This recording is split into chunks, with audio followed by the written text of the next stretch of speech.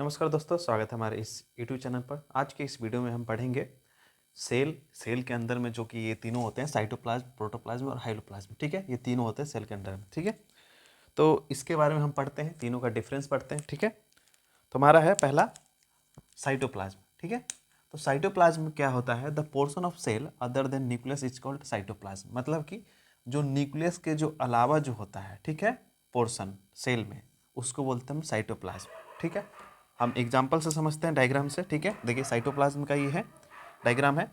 तो cytoplasm diagram है, ये पूरा सेल है हमारा। ठीक, उसके बाद में हमारा न्यूक्लियस है। ठीक, न्यूक्लियस, उसके बाद में ये सब जो है, ये सब ऑर्गेनल्स हैं ये।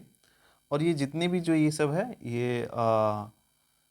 ये जो लिक्विड पार्ट्स है, लिक्विड पोर्शन है, ये सब। ठीक है, ये सब जो है ना, मतलब ऑर्गेनल्स और लिक्विड पार्ट्स लेकर के, पोर्शन लेकर के, ये जितना भी हमारा, ये सब हमारा साइटोप्लाज्म हो गया। ठीक है, न्यूक्लियस छोड़ करके जितने भी जो ये पार्ट्स हैं, ऑर्गेनल्स हो गया, फिर लिक्विड पोर्शन है, ये सब हमारा साइटोप्लाज्म हो गया। ठीक है, part of cell other than nucleus. ठीक है, नेक्स्ट हमारा क्या है? हाइलोप्लाज्म। हाइलोप्लाज्म क्या है? The portion of cytoplasm other than cell wall, cell organelles is known as hyaloplasm. ठीक है, मतलब क्या होता है कि जो वो पोर्शन जो साइटोप्लाज्म हो, ठीक है, लेकिन अदर देन सेल ऑर्गेनल्स, मतलब कि यहाँ से हम समझते हैं, देखिए ये ऑर्गेनल्स है हमारा, ये हमारा ऑर्गेनल्स है, ये सब। ठीक है, ये सब हमारा ऑर्गेनल्स है। ये सब छोड़ करके, ये और ये न्यूक्लियस छोड़ करके जो भी लिक्विड पोर्शन है, ये सब जो लिक्विड पोर्शन है, ये सब, इसको बोलते हैं हम लोग हाइलोप्लाज्म। ठीक है, इसको बोलते हैं, इस पार्ट्स को, ये इस पार्ट्स को हम लोग बोलते हैं लिक्विड पोर्शन। क्या बोलते हैं? Liquid portion. ये लिक्विड पोर्शन है, तो इसको बोलते हैं हाइलोप्लाज्म। ठीक है, नेक्स्ट हमारा क्या है? प्रोटोप्लाज्म। प्रोटोप्लाज्म क्या होता है? Protoplasm include cytoplasm and the nucleus of the cell.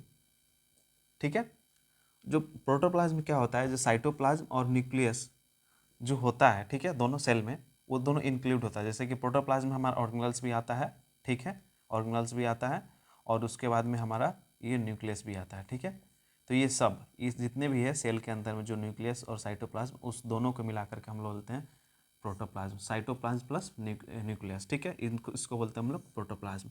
It is the living part of the cell, ये living part of the cell है। ठीक है, और टर्म किसने दिया था? परकेंजी में, परकेंजी ने दिया था। ठीक है, टर्म। ठीक है, उसके बाद में हम क्या बोलते हैं कि प्रोटोप्लाज्म, हक्सले ने क्या बोला था? हक्सले कॉज प्रोटोप्लाज्म, प्रोटोप्लाज्म क्या बोला था? As a physical basis of life, physical basis of life इसको बोलते हैं। ठीक है, प्रोटोप्लाज्म को। ठीक, ये हो गया। फिर हम नेक्स्ट हम देख लेते हैं सेल, उसके बाद में हम देखते हैं न्यूक्लियस। सेल, देखिए, study of cell is known as cytology. ठीक है, जो स्टडी ऑफ सेल होता है, जो अब सेल का स्टडी करते हैं, तो उसको हम क्या बोलते हैं? साइटोलॉजी बोलते हैं। और न्यूक्लियस का जब हम स्टडी करते हैं, उसको बोलते हैं हम कैरियोलॉजी। ठीक है, ये होता है karyology. Study of nucleus is known as karyology. Thank you so much.